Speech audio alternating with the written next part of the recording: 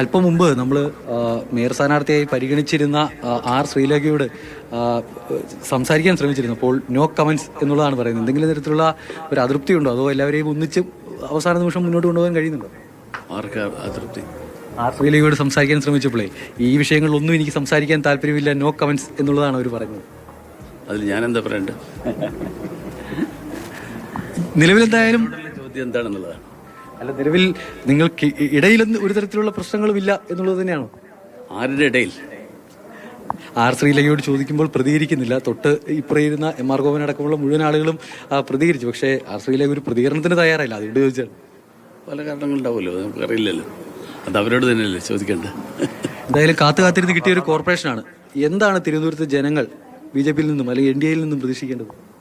തീർച്ചയായിട്ടും തിരുവനന്തപുരം ഇതുവരെ കണ്ടിട്ടില്ലാത്ത തരത്തിലുള്ള ഒരു വികസനത്തിന് വേണ്ടിയിട്ടുള്ള പരിശ്രമം, ആ പരിശ്രമം നടത്തുക എന്നുള്ളതാണ് ജനങ്ങൾ ഈ സംവിധാനത്തിൽ നിന്ന് പ്രതീക്ഷിക്കുന്നത്.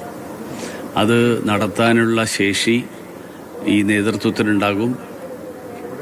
അതിന് എല്ലാവിധ പിന്തുണയും ഭാരതീയ ജനതാ പാർട്ടി നൽകുകയും ചെയ്യും. ഇതിപ്പോൾ 50 സീറ്റാണ്, 2 സ്വതന്ത്രരുടെ കൂടി പിന്തുണ വന്നാൽ 52ആയി. പക്ഷെ പ്രതിപക്ഷത്തും അതേ ഒരു ശക്തിയുണ്ട്. മാത്രമല്ല CPM-ന്റെ ഏരിയ സെക്രട്ടറിമാരൊക്കെ നിരന്നിരിക്കുന്നു. മുൻ MLA ആയ ശബരിനാഥൻ പ്രതിപക്ഷത്തുണ്ട്. അപ്പോൾ അങ്ങനെ ഒരു പ്രതിപക്ഷത്തെ കൂടിയാണ് നേരിടേണ്ടി വരിക. ഈ ചില ബില്ലുകളുടെ പാസ്സാകലിൻ്റെ കാര്യത്തിലും ചില തീരുമാനങ്ങളൊക്കെ നടപ്പാകുന്ന കാര്യത്തിലേക്ക് ഒരു പ്രതിസന്ധി ഉണ്ടാകാനുള്ള സാഹചര്യം കാണുന്നുണ്ടോ?